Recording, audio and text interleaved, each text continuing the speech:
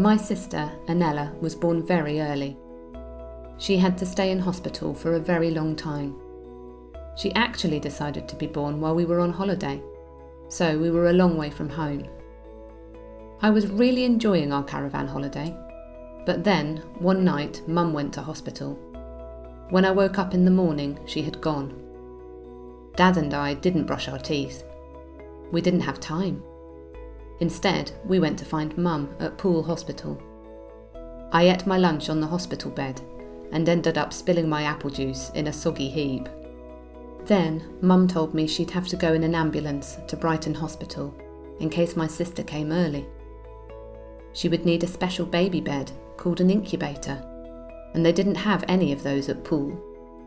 I hated the ambulance. I felt sad and upset I couldn't go in it with Mum. I was frightened that the ambulance would go the wrong way. I was also frightened about Mum having to have loads of tubes on her and have nasty medicine. Soon we caught up with Mum at Brighton Hospital. I didn't want her to be in hospital. I felt cross she couldn't sleep with a toy, with all the tubes in the way, because I thought she would be lonely. I was very tired, and it was very dark. I think it was the middle of the night. I cried quite a few times that night. Soon, my sister was born, and they took her up to TMBU, the Trevor Mann Baby Unit, in a special plastic bag to keep her warm. I wasn't allowed to see her, and I had to go home with Dad. It was a long way in the car, and I felt angry and sad that I had to leave Mum. I wanted to look after her, and I was angry I couldn't do that. I felt upset that I couldn't stay with my sister. I thought that the doctors and nurses were being unkind to me because they wouldn't let me stay. I didn't want them to look at me or talk to me because they weren't my family. I thought they had ruined our family time and our holiday because they'd taken my mum away in an ambulance. Now I understand that the doctors and nurses were trying to help Mum and Anella. If it wasn't for the doctors, my sister would have died. I didn't know that when she was in hospital, but I do now. I still feel a bit angry that we lost our holiday, but now I know it's not the doctors or nurses' fault. The day after Anella was born, I went to my cousin's house. I did have fun, but I also felt lonely because my mum was still in Brighton Hospital. I'd only got my dad, and I wanted to take my cousins to the hospital.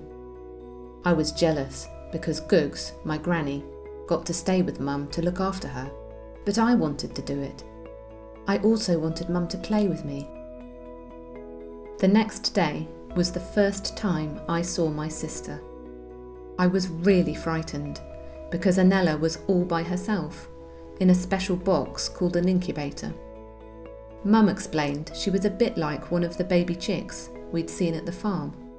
She needed to be kept safe and warm. I couldn't cuddle her because she was too little for that, and I thought she would be lonely. She looked tiny and hurt, and her skin was funny, all shiny and reddish pink. She looked like a baby ogre. I wanted it to be normal.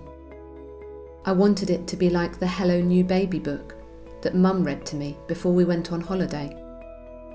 I was disappointed that Anella had to be in an incubator. It didn't look nice, and she was trapped, with no way out. I was upset I couldn't cuddle her. I'd imagined cuddling her when I first met her, and she smiled at me.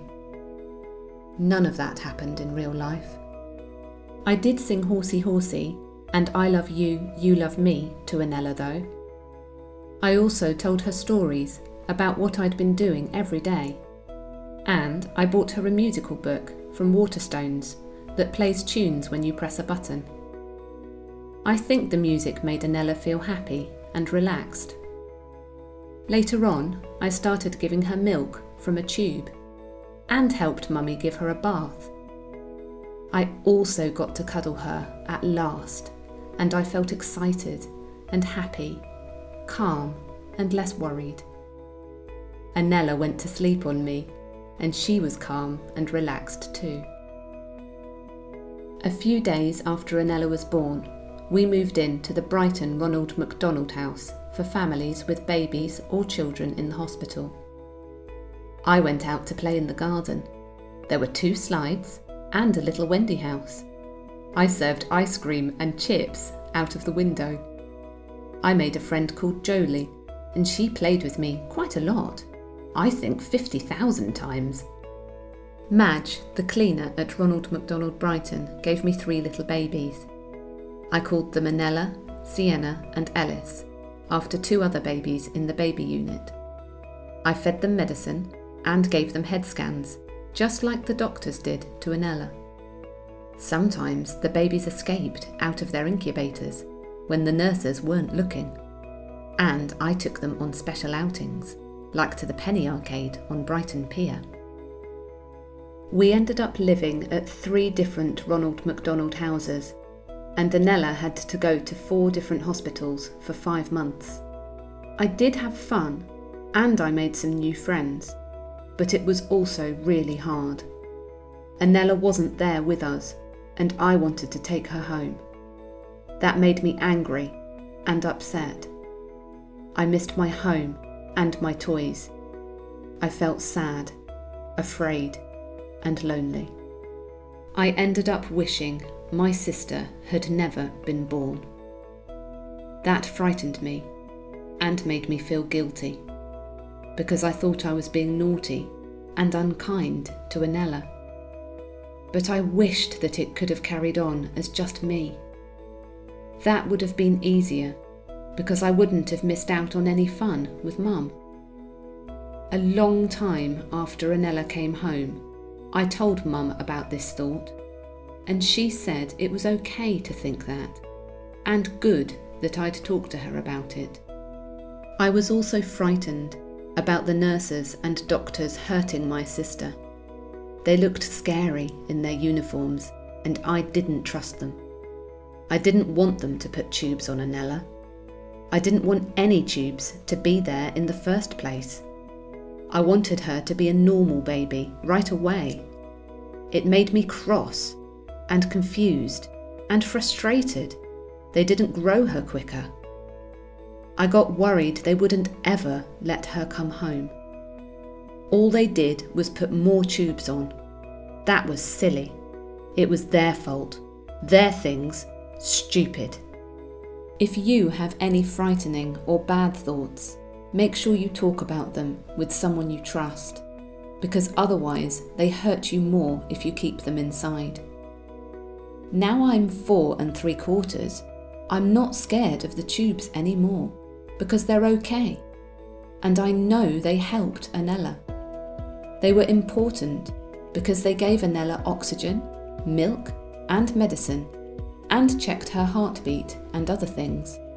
I also know the doctors and nurses were doing their best to help my sister and to grow her as quickly as they could. The nurses were actually very kind to me. They let me feed Anella, and they talked to me and said kind words. I made the nurses and doctors a card and sent them some Maltesers to say thank you for helping Anella. That was my idea. They really liked it. And Anella and the doctors and nurses sent me a little card back with Anella's footprint on. I love Anella so much, but having a baby brother or sister in hospital is really, really hard. I still feel sad and sometimes angry when I think about it a whole year later. It's really helped me to write this book though, and I hope it's helped you to read it too. Other things that might help you are to have a great big cake, paddle in some water, jump in some mud, talk about things with someone you trust, have some chocolate, draw what you feel, have a cuddle with mum or dad, write a story like me.